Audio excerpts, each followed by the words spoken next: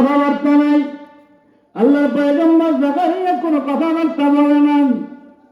ওয়ানার ভাইয়েরা, ওয়ানার বাবাজিরা, فخرج على قومه من المحراب فأوحى إليهم أن سبحوا بكرة وعشيا زركم سبحان الله زركم سبحان الله حضرت জাকারিয়া আলাইহিস সালাতু ওয়াস সালাম ইতিকাফে বসলেন কয়দিন? কথা কয় না, কয়দিন? 3 দিন। আল্লাহ বলছেন কোনো কথা বলা যাবে না। মসজিদের মুসল্লিরা আসিয়া সালাম দেয়, খালি উত্তর নেয়, কথা কয় না। এই আশ্চর্য বিষয় দেখিয়া মসজিদ কমিটির মধ্যে আলোচনা শুরু হইল, ব্যাপার কি? আমাদের ইমাম সাহেব নামাজ কালাম যা পড়ায় কিন্তু কথা বলে না কেন? কথা যে বলে না কেন আল্লাহ আর নবী ভালো জানে, আর কেউ জানে না। কথা কোন ঠিক কি? আসুন ভাইয়েরা, হযরত মারিয়াম আলাইহিস সালাম হুজরাখানার মধ্যেই আছেন, মনে আছে তো? উনি হুজরাখানার মধ্যে আছে, ওখানে থাকুক, ইবাদত করুক, বন্দেগী করুক। জাকারিয়া আলাইহিস সালামকে আমরা আজকে ইতিকাফে বসাইলাম, উনি মসজিদের মধ্যে ইতিকাফে বসা থাকুক, কথা বলা ছাড়া শুধু নামাজ কালাম পড়ে আল্লাহর তাসবিহাত বর্ণনা করে, কোনো কথাবার্তা বলে না।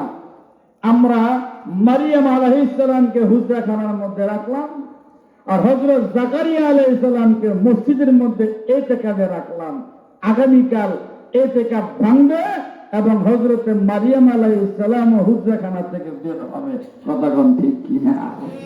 আগামীকাল ইনশাআল্লাহ আল্লাহ যদি হায়াতে বাঁচে রাখে, তাহলে ইনশাআল্লাহ হযরত মারিয়াম আলাইহিস সালাম হুজরাখানা থেকে বের হলেন কেমনে, আর হযরত ঈসা নবীর মা হলেন কিভাবে, মা হওয়ার পরে কি ঘটনা ঘটলো, জেরুজালেমরা কি উপাধি দিল, কি বলল, আর ঈসা আলাইহিস সালাম মায়ের কোলে এসে কি বক্তব্য দিলেন, আল্লাহর কালাম বর্ণনা করবেন। সুবহানাল্লাহ। হযরত জাকারিয়া আলাইহিস সালাম ইতিকাফে বসা, উনি আগামীকালে ইতিকাফ থেকে আমরা ওনাকে বের করব, বাড়িতে নিব। এরপরে ওনার বিবি সাহেবা 94 বছর বয়স, উনি কি বলেন, কেমনে ইয়াহইয়া আলাইহিস সালাম দুনিয়াতে আসলেন, 4 বছর বয়সে নবুয়তি পেলেন, 2 ঘরে, 1 ঘরে 2 নবী, কি ঘটনা আল্লাহ ঘটাইল, জাকারিয়া আলাইহিস সালামের ইন্তেকাল কিভাবে হলো, ইয়াহইয়া আলাইহিস সালামের ইন্তেকাল কিভাবে হলো, হযরত মারিয়ামের ইন্তেকাল কিভাবে হলো, এমন সকল বিষয়গুলি অল্প অল্প করে আপনাদের সামনে আগামীকাল আল্লাহ পাকের কালামুল্লাহ শরীফ থেকে তুলে ধরব ইনশাআল্লাহ। কি বলেন, রাজি আছে? শুনতে রাজি আছে? আপনারা আসবেন নাকি আরো 2-4 জন দাওয়াত নিয়ে আসবেন? ইনশাআল্লাহ আগামীকাল আসবেন, সঙ্গে সঙ্গে 2-4 জনকে নিয়ে দাওয়াত দিয়ে আসবেন তো ইনশাআল্লাহ।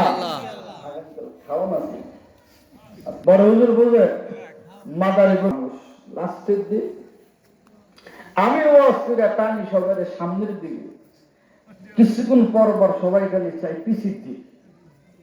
আমি বুঝলাম না, ভাও বুঝি নাই, তাড়াতাড়ি করে আসতেছি তো ভাও লক্ষণ না বুঝিয়া পেলাম সভাপতি সাহেব তবরকের অবস্থা আছে, আছে তো কম নেই, পিছনে রাখছি, পিছনে মাদ্রাসার বারিন্দায়।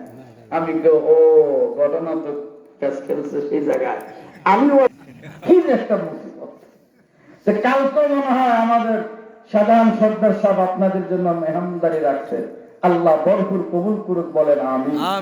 উনি যে এত বড় একটা হিম্মত নিছে, এটা আমি আজকে মাগরিবের নামাজ পড়েও বলছি ভাই, অনেক জায়গায় আমরা যাই, এলাকার যুব সমাজ ময় মুরব্বীরা সবাই মিললেও এরকম সুন্দর আয়োজন করতে পারে না, ফেরা বেড়া হয়ে যায়।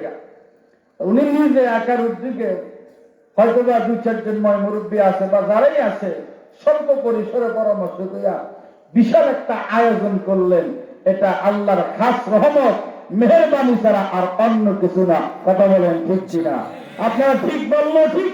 না বললো ঠিক, এটা স্বয়ং আল্লাহর মেহেরবানি আর দয়া। আপনি আমি করি না, দেখি কেমন তুলেছেন। আল্লাহ পাক ভরপুর কবুল করুক, বলেন আমিন। আগামীকাল আমরা একজনে কমপক্ষে 5 জন করে দাওয়াত দেব। কয়জন?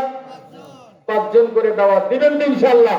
আরে কারা কারা দিবেন হাত দেখান তো, সবাই দেখা যায়, আমরা দেখান লাগবো না, আল্লাহর দেখা। নারে তাকবীর, আল্লাহু আকবার। আল্লাহ কবুল করুক, বলেন আমিন। আমিন।